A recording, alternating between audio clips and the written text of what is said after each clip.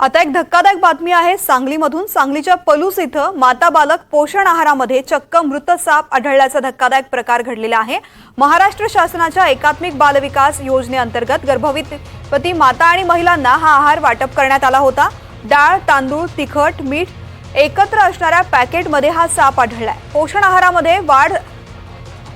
पोषण आहारामध्ये साप सापडल्यामुळे अंगणवाडी सेविकांना आहार वाटप न करण्याचा निर्णय घेतलेला आहे। राज्यातील एकाच ठेकेदाराकडे पोषण आहार वाटप करण्याची जबाबदारी आहे।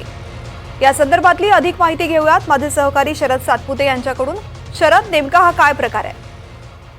तृप्ती, पलूस येथील जी अंगणवाडी आहे, अंगणवाडीमध्ये जे एकात्मिक बालविकास योजनेअंतर्गत गर्भवती माता यांना दिलेल्या आहारात चक्क वाळा जातीचा छोटासा, म्हणजे या वाळा जातीमध्ये सर्वात लहान साप असतो, तो साप आढळलेला त्या आहारामध्ये।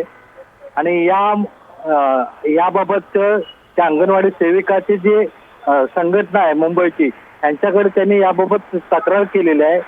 काहीच मार्चच्या दरम्यान नवीन ठेकेदार नेमल्यानंतर हा नवीन ठेकेदाराने जुनाच जो धान्य दिलेला आहे, पोषण आहार दिलेला, त्यामध्ये हा साप आढळलेला आहे।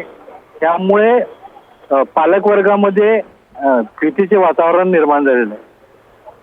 शरद, धन्यवाद संपूर्ण माहितीसाठी।